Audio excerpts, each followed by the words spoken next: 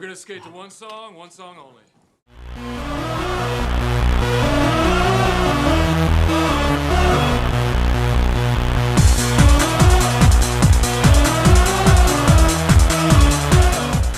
Coach Keiser, welcome to the pod.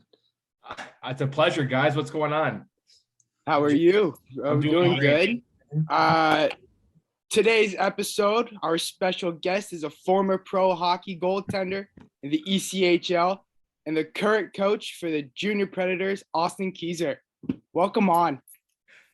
The fact that you said Keiser is a good start. It's Austin Keiser and the pro thing. I love it. Let's just talk me up. I love it. Bardsey said it, so that's what I was going on. So Yeah. Pro goaltending, that's got to be awesome. I mean, how'd you get there? What was the journey for you?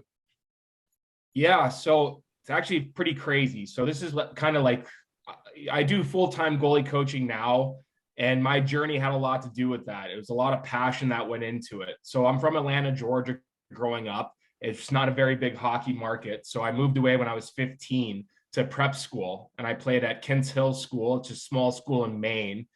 I played there for 3 years, became a captain my senior year, had a fantastic time. If I could do it all over again, I'd do it the same way there. After that, I played in the AJHL, so it's the Atlantic Junior Hockey League. It was the first ever Wilkes-Barre Scranton Knights. So we were the first ever Scranton Knights team. It was a fantastic year. We had a great year. It was fun. The next year, I got traded to Boston. So I was at the Boston Bulldogs, which is an established team in that league. After that, I got a Division III deal at SUNY Potsdam. Played there for 3 years. It was an up and down kind of roller coaster ride for me there. I decided to transfer my junior year, and I transferred to Western New England University, which is the pretty cool picture you have up there with the painted bucket there from my dad from his car shop. At Western New England, I had a very, very good year. It was probably the best hockey year of my life. And the Atlanta Gladiators, my hometown team, reached out to me and said, "Hey, listen, we want you to come to training camp." And this was kind of a dream come true for me. And it was a no-brainer. So I said, I'll be there. I'll be there. And I did a small stint there. I got to play in 2 games there in the preseason. Played really well, got second star of the game, my first game. Stood on my head, earned my spot to stay there for a long time. And then, so they brought down a kid from Russia that's currently the backup for the Calgary Flames. And the rest is history for me. After that, it was a cup of coffee. And it was a very, very cool experience to play at home, play in front of my family, play from my friends. And like I said, it was a dream come true. So it was a long ride to get there, but I got there and I got to get the experience. Awesome. That's awesome. I mean, just going, playing for your hometown team and playing pro hockey in your hometown, that's got to be living the dream. A kind of a crazy thing that happened. This was actually pretty crazy. So right after I got done playing, I became an assistant coach at Western New England to finish out my college career. So I didn't actually finish college when I went to go play pro. So I had another year of college that I had to finish up. So Western New England actually offered me a coaching job and where I could finish out my school for a cheaper cost. And so I immediately jumped on that. So I became an assistant coach at the college level, and I was recruiting down in Florida for the USPHL showcase. At the same time, the Atlanta Gladiators were in Florida playing the Everblades. And I'm saying hi to the boys. I'm like, "What's up, guys?" Like, I'm just saying, like I was just on their team. It was a pretty cool experience. The next day I'm at the rink. It's early in the morning. And the guy that was running the showcase comes up to me. He's like, "Keiser, did you hear what happened last night?" And I was like, "No, what happened?" He's like, "The Atlanta Gladiators goalie broke his leg in the game." And I'm like, "What?" Like, it's unheard of. Like, it's unheard of. And I'm in the same location. So I texted the head coach immediately and I'm like, "Andy, do you need me to come back?" And he's like, "Yeah." So I actually got to come back for another, I think it was like a week and a half or maybe 2 weeks, and actually come back out of retirement and play for the Gladiators again. And it was like just a crazy like coincidence. And it was awesome to come back and like see the guys again. It was pretty cool. That is pretty cool. So, Coach Keiser, I worked with you when I played for Nashville, and I enjoyed every second of it. Could you elaborate on what you do in Nashville right now, and how is it working with goalies in Nashville? Yeah.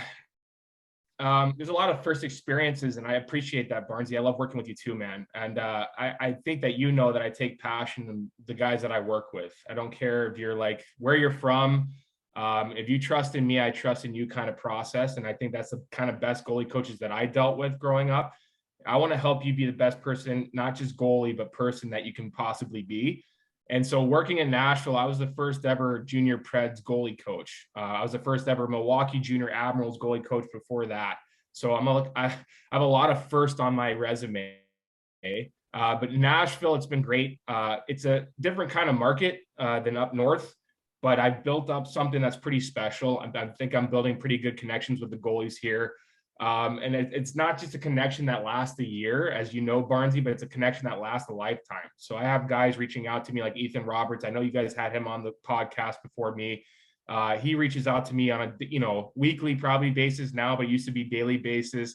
But the thing that I'm trying to build here is just a connection, like a market that it's not just a goalie market, but it's a family market. Like I want you guys to have a family experience, and I preach that at my goalie clinics all the time. You guys are family. You guys have to support each other. This position is so tough. It's a lonely position. So if you're a goalie in this market, especially if you're wearing a Junior Preds logo, support each other. I don't care if you're 10 years old or if you're 18 years old. You guys are family. And that's what I'm trying to build here in Nashville. And it's been pretty successful so far. That's awesome. All of hockey should be just like that, with the family setting.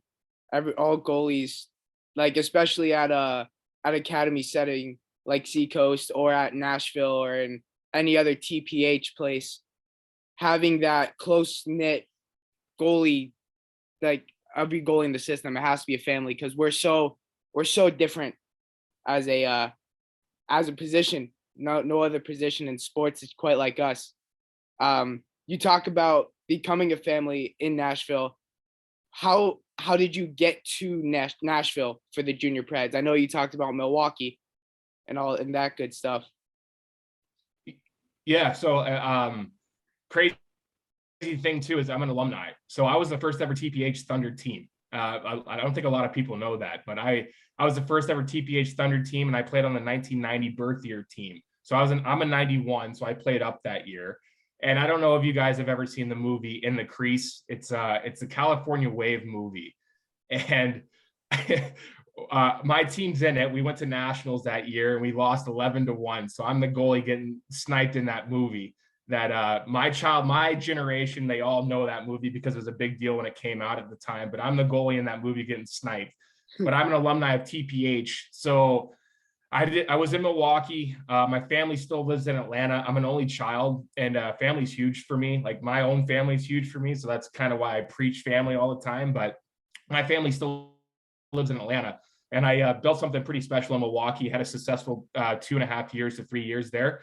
And TPH reached out to me and they said, listen, like we need a guy like you to come down and build a similar thing that you built in Milwaukee. And being closer to my family and being able to coach full-time hockey and make some decent money was a no-brainer for me. So that's kind of how I ended up in Nashville. And it's hard to turn down Nashville. It's a really fun city, especially when you turn the right age. Like it's a very good time. So it's been a very special experience for me to get down here and get closer to my family. Yeah. So Coach Keiser, when you worked in Milwaukee, from my understanding, you worked with Troy Grosnick, who I believe is he with the Bruins now in the Bruins system. How is it looking with him, and how is he as a person and goalie? So Troy is an unbelievable person. Unbelievable. So it was a very special experience. So I was coaching the youth. Troy's from Wisconsin, actually. So Troy is actually from Wisconsin. Troy wants to give back to the youth more than anything. And so I was kind of I jumped out on a limb and I was like, I'm going to get out of my comfort zone. I'm going to talk to this guy. And so I just talked to Troy in the locker room. I said, hey, listen, like, are you looking for ice? Like, would you like to come out and do a session with me? He did a session with me. It went fantastic. It was with Joey Lamro. Joey Lamro was at St. Cloud. He's actually transferring to Alaska this season, but it was him and Joey, and we had a really good time. And Joey and him have built a great relationship because Joey's from Wisconsin as well. And Troy is a competitor, man. That guy, like, I've never met anybody like him. And that's kind of why he's earned his spot in pro hockey. He has earned his spot as one of the best goalies in the American League this year. He contacts me all the time. We've built a great relationship. He actually contacted me all the time when he was in the bubble with LA. He was with the LA Kings over the COVID season, and he has some unbelievable stories that I can't share here, but we talk all the time.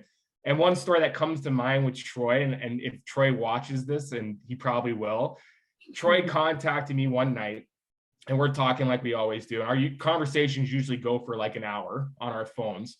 And we're just talking, and Troy said something to me, and this is kind of the mindset of like a pro hockey player that kind of like hit me, right? Like, this is the difference. This is what separates people and goalies.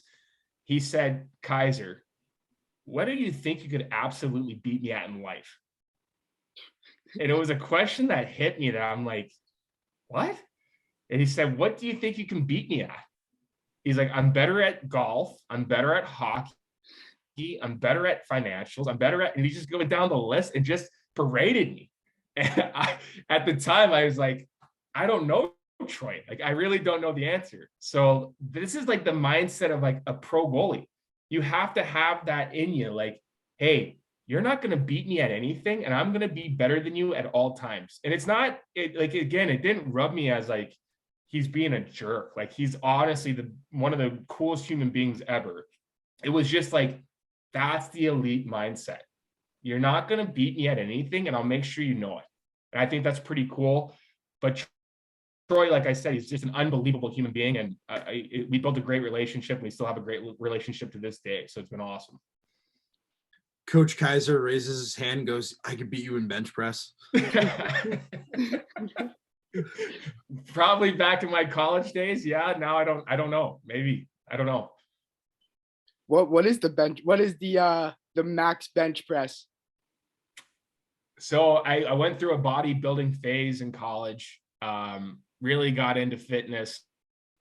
I did it for 3.5 years. It became a lifestyle of mine that people to this day are like, what happened? Like, what? I have pictures and all that kind of stuff. But my max bench press, I think I set a Western New England record. So what happened was this is kind of crazy too. I was bodybuilding in Potsdam, and I was strong, but I wasn't very strong because I just looked the part. So when I got to Western New England, I pretty much quit cold turkey, and I started eating whatever I wanted to, and I became really, really strong.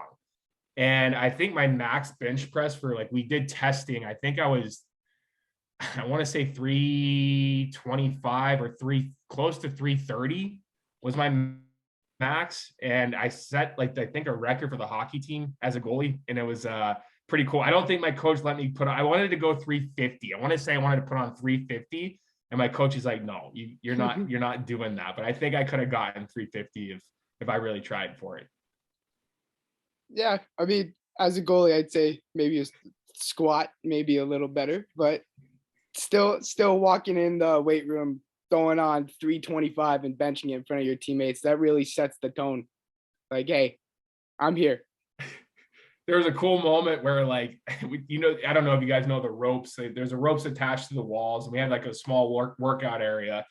And I was just feeling myself one day, and I ripped the ropes right out of the wall, and the boys went nuts. Like, they went crazy, and it was pretty fun. Like, we had some fun with it. Like, I got pretty strong my last year, and we had a really, it was pretty funny too. Like, I transferred in pretty much my senior year, and we had a young class. So our Western New England class, I think we had 14 freshmen, which was like the youngest team in like D3, like, in a long time. So we had 14 freshmen, and they came in, and I was the goalie, and I wanted to set a standard that, like, hey, this is the fitness standard. If a goalie can do this, like, you guys better be able to do this. And it was kind of cool. Like, I became like an assistant trainer for the team. It was a really cool experience teaching those young guys, like, the college level. Yeah. So, Coach, people up north may not understand how big of a hockey market Nashville actually is. And there's some social media personalities, like, and some great hockey personalities such as Dem Bones and MD Media that I believe you've worked with in shooting a YouTube video or two. How is it working with them? And explain, like, your goalie camps and what they're about. Yeah. Like you just said, Barnesy, like the market is bigger than people think. It's a but that's the thing too. Like it's a different market. Like the fan base down here is unbelievable. Like the fan base in Nashville, they love the Preds. They love hockey. Do they know everything about hockey? I don't know. I don't know if that's the answer, but they love it here. And working with Bonesy. So Bonesy is the emergency backup goalie for the Preds. He's got some unbelievable stories. Like he was really close with Pekka. Like he's done this for, I think, for 4 or 5 years. So he's got some unbelievable story. You guys should get him on the podcast too. Like he would be a great fit for this. Like he loves talking about stuff too. But working with him, he is an unbelievable social media presence for the goalie world. And it's all positive. And that's the thing I like about him. It's not over the top. A lot of these social media goalie stuff, like I watch it, I'm in tune with it, but like I don't like over the top stuff. I like the realistic and I like positive. And Bonesy is that. So Bonesy came to me. He's like, hey, listen, I like what you're doing with the youth. I like what you're doing with your goalie clinics. Do you mind if I come and film a video with you?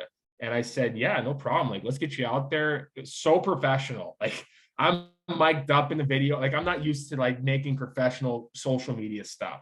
And he made me look really good. So we did an interview. My first video blew up.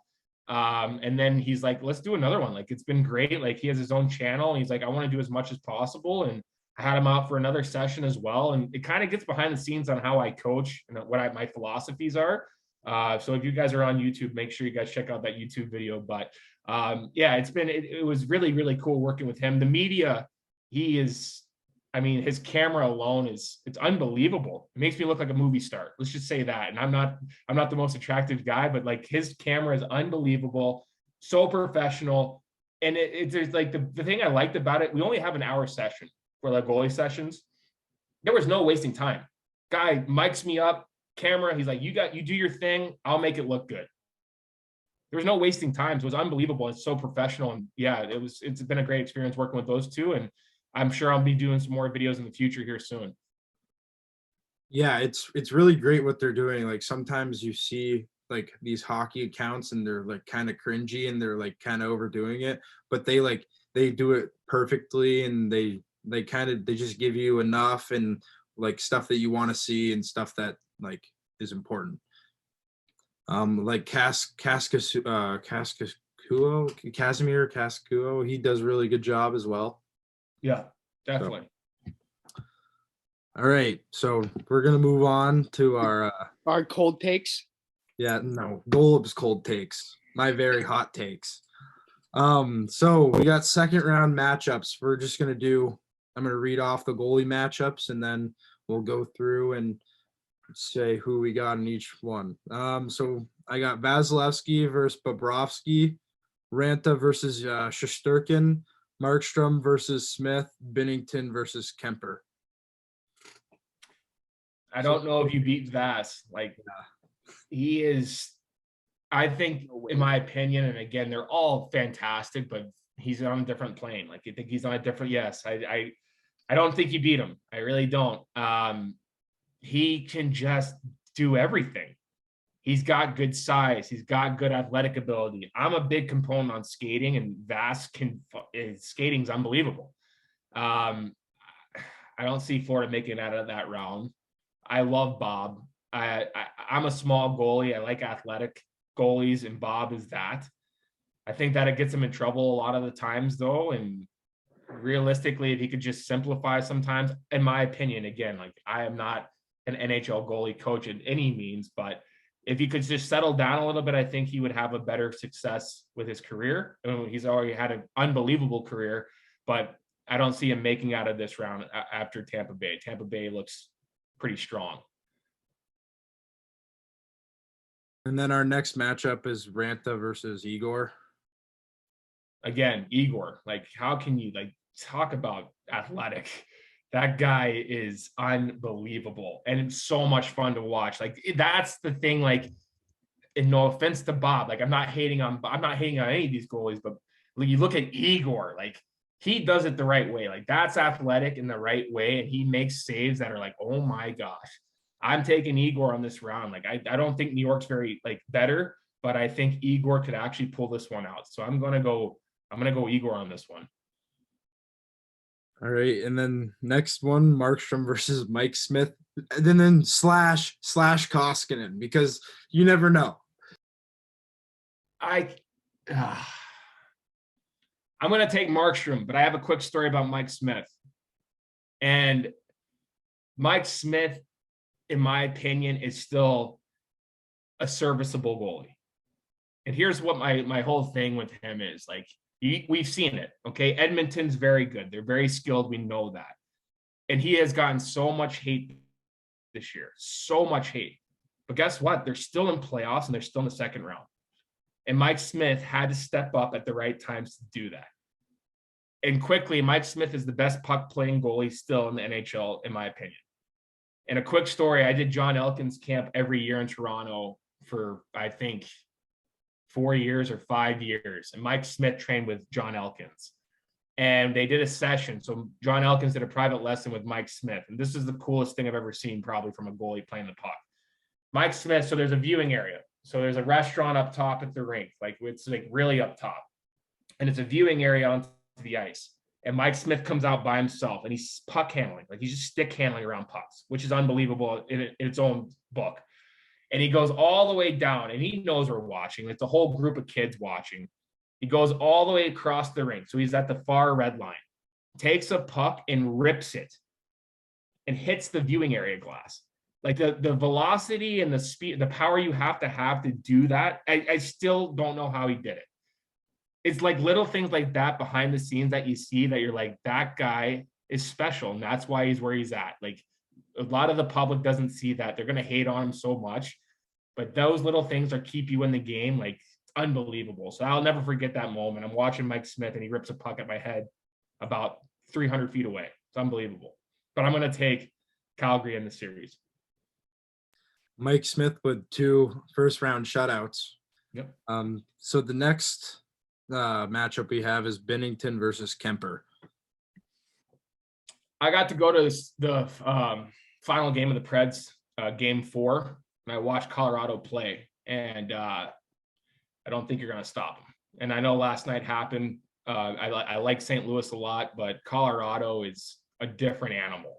They've got so much power. Like that, their defense alone produces more offense than I think anybody in the league, and that's scary. And especially in a playoff situation. So Kemper is going to have an easy time. I think it's Colorado, no brainer. I don't see Colorado losing more than 3 games in the playoffs. You can mark my words on that. But again, they lost last night, but they are a different animal. They're a different breed. They have the rest. They ran over Nashville. It wasn't even close, and Nashville's not a bad team. So Wait, I think it's. Can you just say that one more time for Barnes? Because Barnes had Nashville going over Colorado in the first round. After Saros got hurt, there was no chance. Colorado, it was like they were in a different league. It was like an American league playing an NHL team. Like, the Preds struggled big time, and that's scary. And Colorado, they're a different animal. They're a different beast, and they're going to be a successful playoff team in my book. Kemper's not going to have a hard time. Yeah, Kemper is good. He was good in Arizona too. He was really good. He was like a cheat code in NHL. When you had Darcy Kemper in net, you usually win. Yeah. All right, Golb, are you doing your matchups or am I doing mine? You can go. All right. I mean, we all know who you got the first one. First round, Vasilevsky versus Bobrovsky. All right. First off, Bobrovsky. I took a picture with Bobrovsky last year at the Battle of Florida. He's a great guy, but I'm a Tampa fan. Vazzy's 17-0 after losing a game in the playoffs since the 2020 Cup run. Something you may never see again. And then 5 series clinching shutouts. That streak came to an end last round where he let up 1 goal on 36 shots. That's kind of decent. I don't know. I just feel like Vasilevsky's the only goalie in the world that can consistently steal you a game and bail you out, like, no matter who you have in front of him. Like, the saves that he makes, the timely saves, a lot of them highlight reel. I don't think you're ever going to see something like it. I think in my opinion, I think he's the best goalie of all time already at 27 years old. And I will continue to say this. I don't care what anybody else thinks. Vasilevsky's the best goalie ever. That's Hey, a statement right there. I don't like. It's just insane. Like every game you watch, it gets better. I can't disagree with you on that. The best of all time. I grew up in the 90s. There were some pretty good goalies. None of them can move like Vasilevsky. I know the gear was different, but if you put a prime Martin Brodeur in Bauer gear, like hyperlights, he's not doing nearly as what. There's no way he does the same as what Vasilevsky doing. Like Hasek in modern gear is still not doing what Vasilevsky's doing. Again, it's apples and oranges. It'll never happen. It's hypotheticals, right? But I have a soft spot in those guys. Like those guys were so athletic, man. Like it's a different game now. It's hockey's different. It's different coaching. It's different gear. It's different styles of like skating. But those guys, man, they just battled, and that's what I love. Like that's kind of like my whole career. I wasn't very technical. Let's be honest, and I had to battle. And so my like people that played with me, they're like, you were so old school. I'm like, that's what I lived off of. I call it like junkyard dog. Those guys were junkyard dog battlers. And you can't teach it, right? That's something you can't teach. And that's as a coach now, as a full-time goalie coach, you can't teach compete. The kid either wants to stop pucks or he doesn't. And you have to want to stop every puck. And those guys in the 90s, that was their only motto. It's like, let's stop it. Like a Dominic Hasek, like you just said, like that was his only thing. I'm going to stop every single puck. So like I have a soft spot, but again, I love Vass. I think Vass is special and he could be the best. He's got a long way to go though. Just quickly, shout out to JP Dumont. I would say he's a really good hockey player. I believe either second or third overall. Has lit me up plenty of times at morning skates. I asked him one morning skate who the best goalie he's ever shot on before, and he said Dominic Hasek, and he said that it's just he tries every single shot, no matter what it is, no matter how like bad he feels. It's 100% from Hasek every single time he touches the ice, and that's a lot coming from a former second or third overall pick with, I believe, over 600 points. So, Yeah. and yeah, so next matchup we have Ranta versus Igor. I mean, I got to go with, I think, one of like the best goalies, like the best goalie seasons ever. I got to go with Igor. Like Ranta, like he's obviously good, but I don't think he can steal you a game like Igor can. I mean, he played well last game, but like not like you can't expect that every time out of Ranta versus like Igor. You're like, you have to do it because I don't know. You know what I mean by when I say that? Yeah. Yeah. I think that the problem is though, Carolina is very strong. And that's the only thing I see happening is Carolina as a team takes over and New York just doesn't have the fuel power to do it anymore. And I'm surprised they even made it this far, but Igor's probably the main reason why they did. And I definitely see where you're coming from, but I worry about the firepower, and Carolina's got a lot of firepower. Yeah. If it was Freddie Anderson, it would be like way easier for me to, I would say Freddie Anderson, but yeah, for now it's Igor. Then the next matchup, it's Markstrom versus Smith. Markstrom, he was Vezina candidate, and he's really big. I think he's a really good goalie, but I feel like since he's so big, out like watching the game the other day, it looked like he struggled with McDavid's speed and like the speed that the Oilers forwards brought. The Oilers forwards brought, and it looked like he was struggling. See if he can bounce back tonight. Mike Smith, he had 2 first round shutouts, which is really good for an older goalie. I don't think he's your playoff starter. I think he could be a playoff, like a really good playoff 1B. Say like if your main goalie gets tired out or something and you need to put him in, I think that's a really good option. and I just don't think he's that starter like anymore. I think maybe 7 to 10 years ago, yeah. But I think I got Markstrom in this series. I'll just say real quickly too, Barnesy, like I like Calgary as a team too. Like they're just physical, man. They are like old school, like run and gun, like let's hit something. I don't care what it is. And we're gonna put pucks in the net. They shoot from everywhere. And as like when I was head coaching like junior teams and stuff like that, that was my philosophy. Like the first 2 or 3 seconds you get into the offensive zone, throw a puck on net. If you watch Calgary, it's the same similar philosophy. And it works. Like it's gonna cause chaos. You have to turn your D, like it causes like just chaos. So like it's a run and gun, old school, let's body everything and throw everything on net. I think I really like Calgary, especially in this playoffs. Like they've been very fun to watch.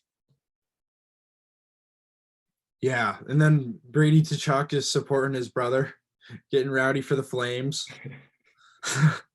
So the next series is Binnington versus Kemper.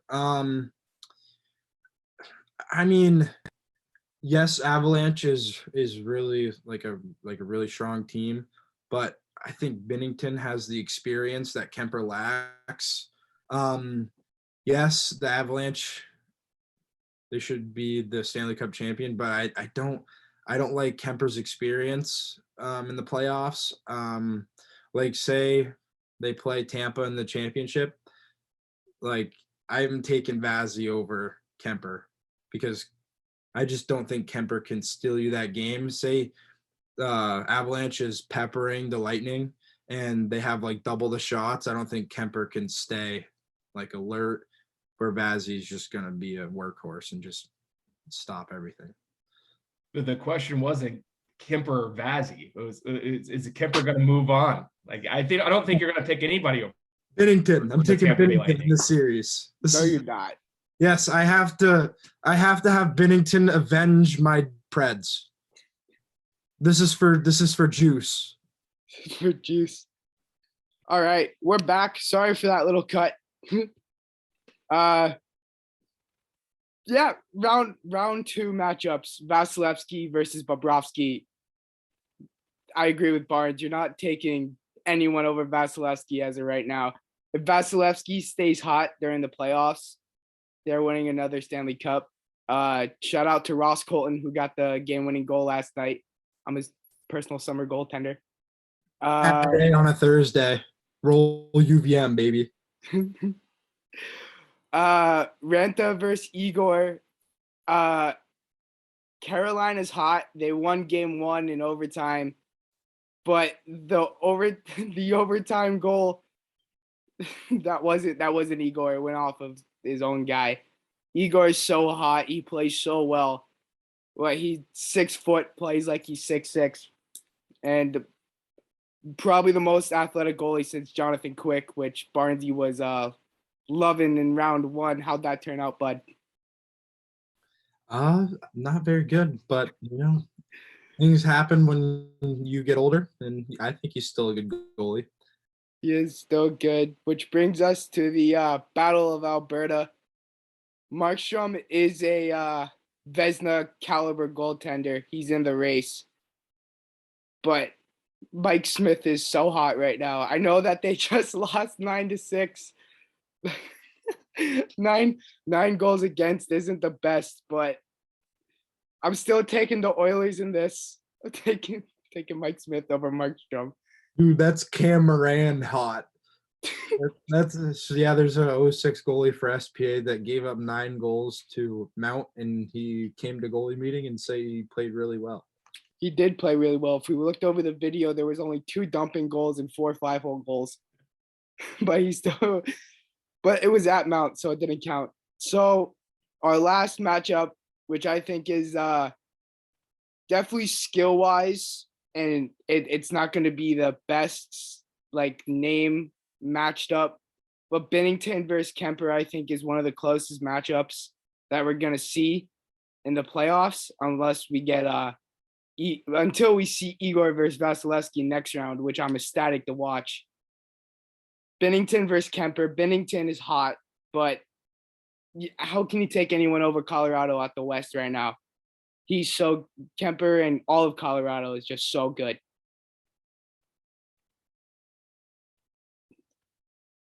Yeah, that's what I got. That's nice goal. So, yeah, your next question, goal. Oh, this brings us to the Vezina race, right? You have Igor and Markstrom and Saros. I know that you're out in Nashville. Does this still apply for you going for Saros? Yeah, I mean, how can you not with that guy? I mean, I think he's a fan favorite all around the world. He got hurt. The injury doesn't help him.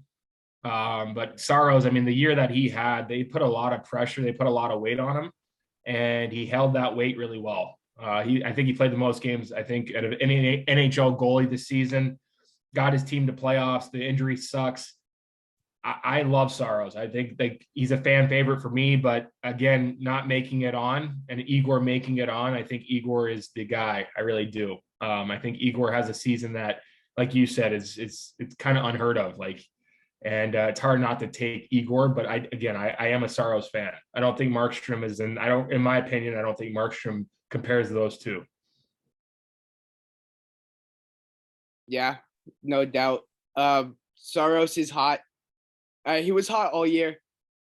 There's no other goalie really like him besides Igor, but being the size that he is, he doesn't allow it to be an excuse for him being 5'10", 5'11", and still being able to make the saves that he make. If you put on a highlight reel of Saros and you ask anybody how tall he is that doesn't know hockey, they'll probably say he's 7'8". By the way, he gets across the crease. Igor is going to be a close matchup, though. Igor, unheard of season, and right now it's Igor and Markstrom in the playoffs. And I know Saros had a great year, but I think whoever goes further in the playoffs is going to win it. A little political type deal going on in the NHL, but Saros didn't play playoffs, and I think whoever goes further in the playoffs, Igor and Markstrom, is going to win the Vezina. I'll say this because I get to watch Saros a lot because I'm in town.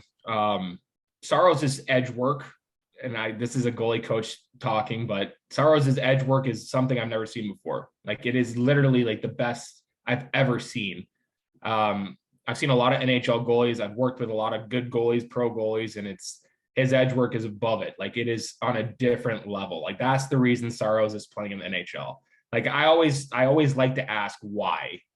Why is this guy playing still? Why is this guy in the NHL? Why is Jonathan Quick still in the NHL? Like, there's so many cool stories behind the scenes. Like I told you with Mike Smith that you just don't see really in games. And Saros' edge work, what you do see in games is, I'm telling you, it's on a next level. And that's what's going to carry that guy. Like, I hope he comes back from injury even stronger for next season. Did you ever watch him in Milwaukee? I did not. No, I was with Ingram. So Connor, Ingram, and Troy were partners. So Ingram coming in for the Preds. Unbelievable story for that guy. Unbelievable human being. Got to meet with him a couple times. Good for him. I think he just earned his spot as a backup for Nashville next season. I think he's going to be a very good NHL goalie. Mark my words on that too. Tampa Bay Lightning prospect to start his career. True. Troy Grosnick said that he's one of the best goalies he's ever played with, and Troy's played with a lot of good goalies. Yeah, I always remember hearing that he was a really good goalie. I believe he played for Team Canada in World Juniors. You did, yep. So you got to be pretty good to play for Team Canada. So my Vezina race, I got Igor. I don't think Markstrom should be on the list. I looked up his numbers. 919 save percentage. Like, that's good. But like Vasilevsky should be on the list. I think he was third. So I got Igor first, Saros second, and then Vazzy third. Take Markstrom off the list. Yeah. The NHL experts don't know anything. Just kidding. I take that back just in case, I make the NHL someday. But yeah, Igor, historic season. Saros, I wouldn't say he did have a factor in a lot of the Preds wins.